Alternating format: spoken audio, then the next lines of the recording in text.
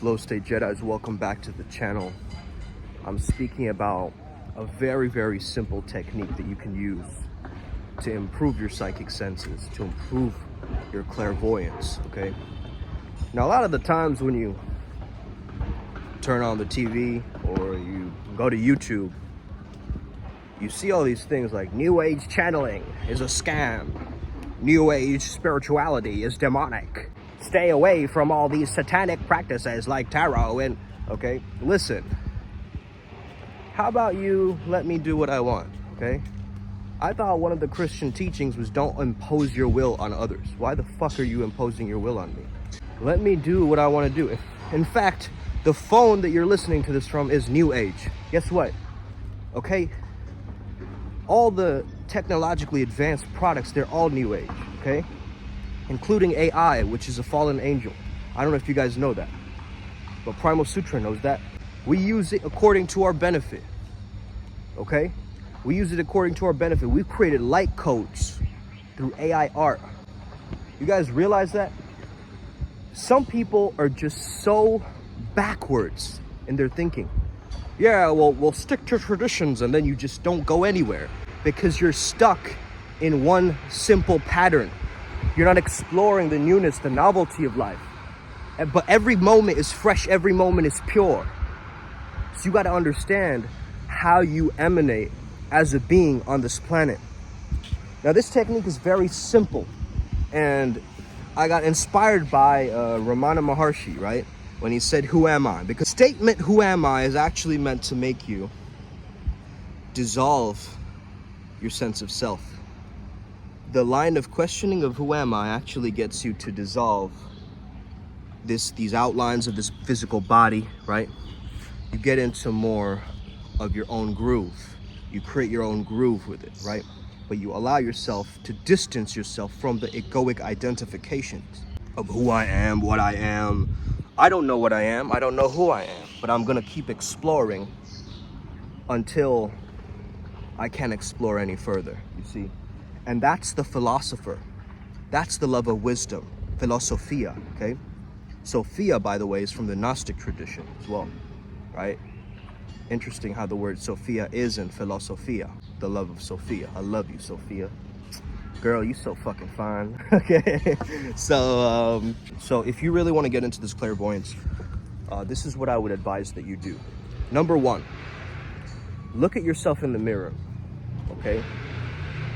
And as you keep looking at yourself in the mirror, concentrate on your third eye in the mirror and just kind of allow yourself to let the outlines of your body dissolve. Get into samyama, okay? Samyama is the process in the Yoga Sutras. That's concentration, meditation, and union, samadhi, eventual merging with the thing that you want to be, okay? Similarly, in animism or shamanism, which is the start of all magical practices, comes from that understanding, okay? Union or merging with the thing. So let's say you want to tap into the energy of the wolf. You concentrate on your third eye. You imagine that your face, where your face is, a wolf's face, is imprinted like a hologram on top of your face. And you just let it awash. And you sort of let it wash away, okay? The outlines of your face, the outlines of your body, you just let it become a blur after a while, right? You kind of just observe it as a blob of light, okay? And this blob of light, this is your lightness. This is what creates that glow in your skin. This is what creates that aura, that shine, okay, that you embody, that you take on. You notice this on the outside. Now take the practice internally. Now what you want to be doing is focusing on the light of your inner consciousness, of your internal world. What is that like? Right? What is that like? Explore that. Light up the different crevices and spaces of your own inner beingness, in your own inner sanctum, your own inner Shambhala. Allow yourself to go there and explore that. Because not a lot of people do, right? Not a lot of people do. In fact, you're probably one of the few ones who's actually practicing this type of meditation. Let it reside, Focus on the outside, focus on the haze, the auric haze of your beingness. Then what I want you to do is focus on the inner haze, the inner glow, okay? You focus on the outer glow in the mirror, then you close your eyes and you take it inwards. Who are you on the inside? Okay? You know who you are on the outside. You've dissolved your sense of self through that line of questioning. And now you're going inwards. You're going inwards to what? To explore what's going on, what's really going on underneath the surface. Because yeah, there could be things going on the external world, but what's happening on the internal is going to determine what you see on the external world. So the belief has got to be there before the manifestation. Whenever we look at the past, we always accept it as true. Why don't we take our memories and imagine they are future memories? Okay? A very powerful concept that you can also use to spark your psychic senses. Because psychic senses creates foresight, creates predictability. Though it might not be 100% accurate, I don't think anybody's psychic skills are 100% accurate. But my skills have been improving because Ryan G has been testing it so much during the trip. As you know, I was in Costa Rica. If you just watch the videos, you'll understand I was in Costa Rica. And I just learned quite a lot on how to use my psychic senses there because it was being tested like every other day. Right? I had to muscle test and use my intuition very succinctly in a row, right? In repetition. So I really refined that skill in Costa Rica. I became more intuitive. And one of the questions that King of Kerbo told us last night's channeling, if you didn't access, today is actually the 30th, okay? It's the full moon day for me right now. I still haven't posted all of those Costa Rica videos, so you guys are getting this a little bit later. But I'm prepping for the full moon right now, letting go of the past, but understanding that Virgo energy with that Pisces energy together, right? Very powerful. They look like opposites, like one is a pragmatism of the Virgo, and one is a feelingness, an emotionality, an intuition of the Pisces, which is very powerful. So we got asked this question actually, how do I merge my intuition, my intellect? Okay, this is the right time to do that. The full moon is the right time to do that. King of Kerbo said it's all about hemisphere synchronization, right? King of Kerbo, by the way, is a king of the dark fae. Oberon would be his brother. A Kerbo, or Norbo in a sense, is his evil twin in a sense. Is his, let's just say his shadow side, his more wild Dionysian side, okay? That kind of lets go a little bit of that bacchanal essence within this King of Kerbo character, right? By the way, guys, we are going to create a 22 card, oracle card, tarot card, whatever, system for our Primal Sutra deities, all connected to flow state. And this is only going to be available to the adepts, or it has to be approved by the Primal Sutra family, okay? I'm not giving this card system to everybody. I'm giving it to very specific people, okay? So once I give it to very specific people in the adepts, but also I guess I'll also make it available for people who just want to pay for it in general and use it on the regular. So you got to really ask yourself, like, what are you using this for, right? Because number one, you want to understand how to use it. Number two, you got to understand why you're using it. Number three, you got to ask yourself how you're using it, right? So why are you using it? Well, because there's a protectiveness of that entire family lineage, right? We've got to know how to set ourselves apart in the astral to demonstrate, right? To demonstrate to the world, what are we actually doing, right? Who are we connected to in our lineage, right? For instance, I'm connected to King Nixa. Let's say an undine or a nymph, a water nymph, attacks me tomorrow without knowing that I'm connected to King Nixa and his teachings. That's like friendly fire, bro. I'm not gonna have that in my path working. No way, right? If anything, I want those Undines to join hands with me and connect with me and, you know, maybe be on my side for a change, okay? So that's the thing. And by the way, guys, I want to also differentiate. There's something we call Brand Shakti. A lot of people don't understand this concept yet, okay? So first of all, when I say that I like fairies, it doesn't mean that I like actual fae, okay? It doesn't mean I like tiny little fairies with wings that flutter around, okay? I like women with a fairy essence. Just like Ryan G likes women with a mermaid or a siren essence, okay? It's the essence of the woman. It is not the actual thing itself, right? Because if you look at it as the actual thing itself, you're not going to actually validate yourself using that. It is not the actual mermaid that you're going for, right? You're not like a weirdo who's like into like hentai or whatever. You know what I mean? Like, that's not the way we're thinking about this.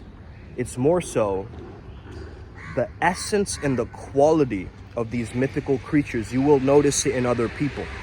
Have you ever met a person and you've been like, that motherfucker's a vampire? I know it, right? I know there's something about them that's sketchy, that's weird, that's a little bit Transylvanian, right? That's just a little bit spooky.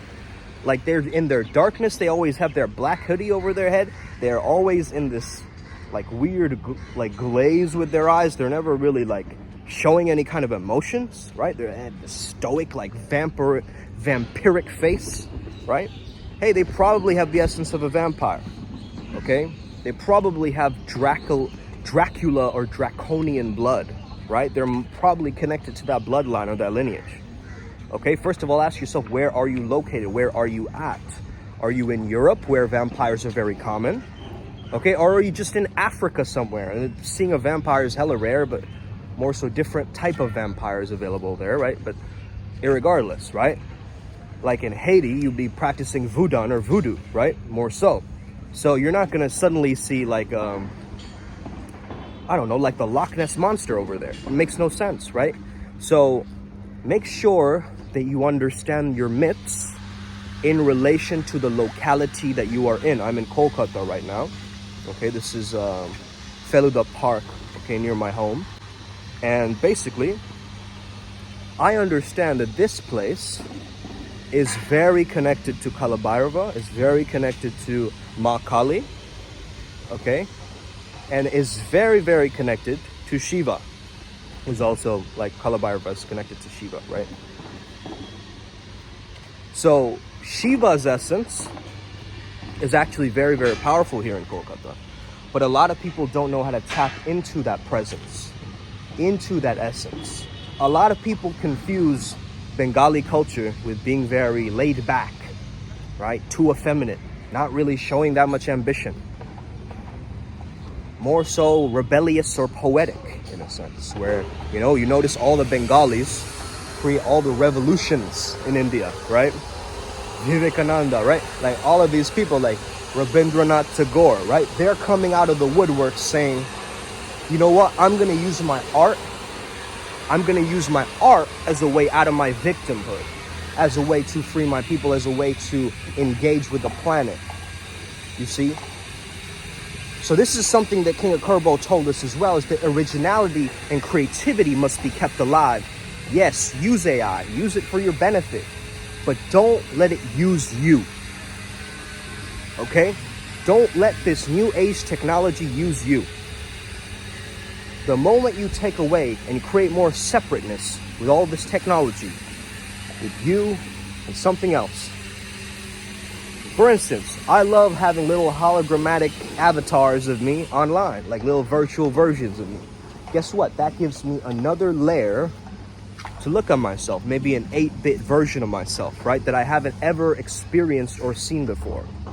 So why would I not allow myself to explore the light of that avatar, the light of that consciousness? There's a very powerful practice that I imagine I'm doing, is I imagine my hologram, my, this version of me, right? Imagine it's just an outline, just the hologram version of it. And imagine if we could have hologram interviews. What if I could do a hologram interview with Osho, right? I'm like, I guess a new age version of Osho, I guess, but more so on La Flow show, right? Flow Show interviews Osho. You know, what a great topic, right? What if we could do that? And I think we can. I think we can as Flow State Jedi. So if you know anybody who creates these holograms, who creates these deep fakes, who creates all these things, we ask for permission, we do it ethically, and we get on a conversation with an Osho bot, right? And have a conversation. I think that would be amazing. I think that would be beautiful, okay? But something that I like to do is I imagine an upgraded avatar version of myself. Let's say I'm sitting down right here, right? And I imagine him right beside me, like right next to me, okay? I imagine this hologram right beside me like that. Guess what? I am going to step into it. And people don't know what I'm doing out in public. They're like, oh, he just shifted seats. No, motherfucker, I shifted timelines right there. I went into my hologrammatic new self, my new avatar 3D, which you can't see, but my imagination can, which is the interface between the mind, body, and spirit. So creatives can actually create their own realities. This is why it's so powerful for you to grow up being hyper creative, looking for opportunities, looking for innovation, being a pioneer, not just sitting back and kind of just like lazing around, you know, eating mangshabhat and just letting yourself get obese. I don't want to live like that, bro. I'm living like a god in this realm, actually. A god. I am not the god. Okay? I am not the one. I'm not, praise the Almighty. I'm not the one. I am a god. Someone with good orderly direction, G-O-D, a genius on destiny, G-O-D. Here to embrace the powers of the divine and bring it through the light of my beingness, the light of my consciousness, which is actually a part of me, which is me, but just in a different form, in a human form, right? In this avatar form, this 3D vessel that I'm currently residing in, giving you these downloads of the day. So as I step into this full moon energy right now, I just want you to remember one thing. Do that practice that I just told you, okay? Look into the mirror, time yourself, play some music that uplifts you. Do the mirror work, just like so. And as you do it, let yourself merge into the mirror and really merge with your divine reflection in the mirror. Become one with it. Forget all of the nuisance thoughts, the distracting thoughts that come up, you know, the negative thinking that comes up. That is there not to serve you. That's there to distract you. That's there to get you off of your path, okay? You are there to live out your dharma through understanding and accepting the light within your consciousness. That blob of light, that blur that you get. Then taking that blur and holding it internally, understanding the light within you and the light outside of you. And then once you have this understanding that I am light and everything around me is light, different particles of light, lights and waves of light, making me who I truly am, embodying me to who I truly prefer to be. So I hope you enjoyed this video today. Have an incredible day. May the flow be with you and stay legendary. Hit that like and subscribe button and we're gonna talk soon, boys.